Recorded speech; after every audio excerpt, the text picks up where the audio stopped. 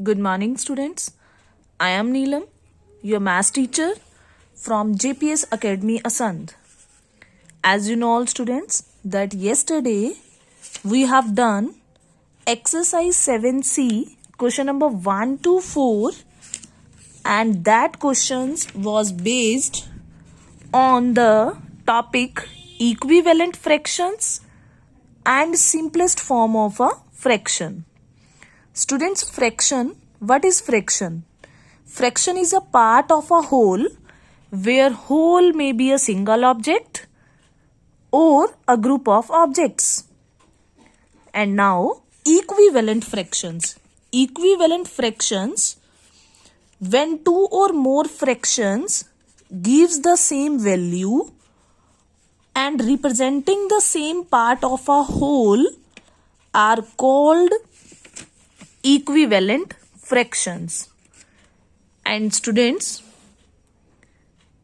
simplest form of a fraction, yesterday we already discussed. And students, yesterday we have done that how to check that a fraction shows a simplest form and how to convert any fraction into simplest form. So students, जब भी आपको एक fraction को simplest form में convert करना हो तो आपको क्या करना होता है? First of all you have to take the HCF. आपको न्यूमरेटर पार्ट को बाहर रखना है, डिनोमिनेटर को अंदर लेना है एज अ डिविडेंडो, और आपको उस दोनों नंबर्स का HCF फाइंड आउट करना है. और येस्टरडे हमने एक एग्जाम्पल की हेल्प से चेकआउट किया था. HCF हमारा 16 and 24 का 8 आया था. और स्टूडेंट्स, हमने उसी HCF से 8 नंबर से न्यूमरेटर और डिनोमिनेटर को डिवाइड किया था. डिवाइड करने के बाद हमारे पास वो फ्रैक्शन आंसर दे रही थी 2/3, जबकि ओरिजिनल फ्रैक्शन क्या थी? 16/24. और अब वो फ्रैक्शन किस में चेंज हो गई? 2/3 में. सो 2/3 is the simplest form, or you can say that 2/3 is the lowest form of 16/24. And students, second point, कोई भी फ्रैक्शन सिंपलेस्ट फॉर्म में कब होती है? अब हमारे पास सिंपलेस्ट फॉर्म क्या आई है स्टूडेंट्स? 2/3. आप देख रहे हो न्यूमरेटर और डिनोमिनेटर पार्ट 2 है न्यूमरेटर में, जो कि सिर्फ अपने ही टेबल से डिवाइड होता है, और 3 डिनोमिनेटर में. 3 also is a prime number and it comes only on the table itself. So students, इन दोनों नंबर्स में न्यूमरेटर और डिनोमिनेटर में कुछ भी कॉमन फैक्टर नहीं है. When numerator and denominator part doesn't given any common factor, then we can say that this is a simplest form of a fraction. ये एक फ्रैक्शन की कैसी फॉर्म है? सिंपलेस्ट फॉर्म है. तो स्टूडेंट्स, आज हमने सीखा कि एक सिंपलेस्ट फॉर्म क्या होती है फ्रैक्शन की, और एक फ्रैक्शन को सिंपलेस्ट फॉर्म में कैसे कन्वर्ट करते हैं.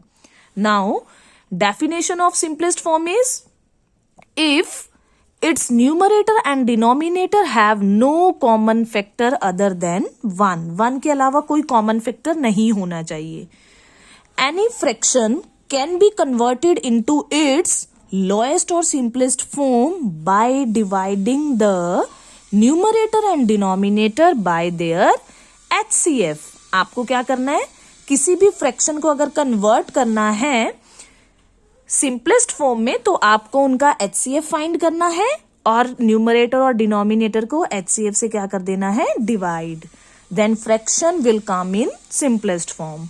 Now students, after completing the question number 1 to 4 of exercise 7C, we are on question number 5, and the statement of question number 5 is reduce each of the following fractions into its simplest form. आपको reduce करना है इन सभी fractions को इनकी simplest form में. जबकि question number 4 में हमने yesterday डिस्कस किया था कि क्या ये सभी फ्रैक्शन शो करती हैं कि ये सिंपलेस्ट फॉर्म में है. तो वहां हमने सिर्फ इतना चेक किया था कि न्यूमरेटर और डिनोमिनेटर के पास कोई भी कॉमन फैक्टर नहीं होना चाहिए। अब हमें रेड्यूस करके दिखाना है, मींस उसको सिंपलेस्ट फॉर्म में लेके आना है। तो जब भी सिंपलेस्ट फॉर्म में कन्वर्ट करना है तो स्टूडेंट्स हम क्या फाइंड करेंगे? फर्स्टली न्यूमरेटर और डिनोमिनेटर पार्ट का HCF। So let's come student, and now we will start our question number 5, A part. And students, A part is 18/54. तो स्टूडेंट्स 18 और 54 का HCF जब भी फाइंड करते हैं स्टूडेंट्स, न्यूमरेटर को एज अ डिवाइजर टेक करते हैं और डिनोमिनेटर को डिविडेंडो। 18 के टेबल पर 54 आता है 3 नंबर पर, तो स्टूडेंट्स ये कंप्लीटली डिविजिबल हो गया। और जो नंबर, जो डिवाइजर इसको कंप्लीटली डिवाइड कर देता है, वो डिवाइजर क्या बन जाता है? HCF। तो स्टूडेंट्स हमारे पास 18 एंड 54 इन दो नंबर्स का HCF कितना आया? 18। तो अब हम क्या करेंगे? न्यूमरेटर और डिनोमिनेटर पार्ट को 18 से क्या करेंगे? Divide. So 18 divided by 18 and 54 divided by 18। 18 को 18 से डिवाइड करेंगे स्टूडेंट्स, क्या आएगा हमारे पास? 1। 18 के टेबल पर 18 कब आता है? 1 पर। और अभी अभी हमने 54 को 18 से डिवाइड किया, आंसर क्या आया? क्वेश्चन कितना आया? 3। हैंस हम क्या लिखेंगे? हमारे पास डिवाइड करने के बाद आया 1/3, और किससे डिवाइड किया?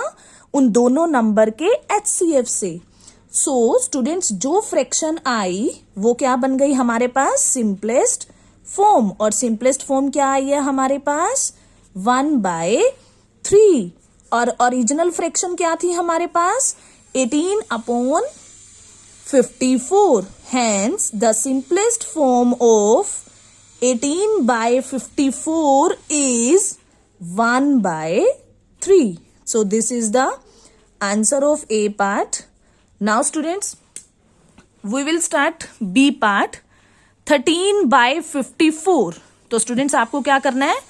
फर्स्ट ऑफ ऑल आपको इन दोनों का क्या टेक करना है? HCF। तो स्टूडेंट्स टेक करते हैं 13 and 52। 13, 52 एंड स्टूडेंट्स 13 को न्यूमरेटर है, उसको हमने एज अ डिवाइजर टेक करना है, 52 को एज अ डिविडेंडो, और 13 के टेबल पर 52 आता है 4th नंबर पर। सो स्टूडेंट्स आफ्टर डिवीजन हमारे पास क्वोशेंट आता है 4, और जिस डिवाइजर ने इसको कंप्लीटली डिवाइड कर दिया वो क्या बन जाएगा? HCF। तो हम लिखेंगे HCF ऑफ 13 एंड 52 इज 13। 13 आ गया। और HCF को अब हम क्या करेंगे स्टूडेंट्स? दोनों न्यूमरेटर और डिनोमिनेटर से क्या करेंगे? डिवाइड। सो 13 डिवाइड्स बाय 13, और डिनोमिनेटर पार्ट कितना है हमारा? 52, और डिनोमिनेटर में 52 डिवाइडेड बाय 13। 13 को 13 से डिवाइड करेंगे 1, और 52 को 13 से डिवाइड करके अभी अभी हमारा क्या आंसर आया स्टूडेंट्स? 4। सो 13/52 हमारी ओरिजिनल फ्रैक्शन थी, और इसकी सिंपलेस्ट फॉर्म हमारे पास क्या आ गई है? 1/4। So we will write that the simplest form of, hence the simplest form of 13/52 is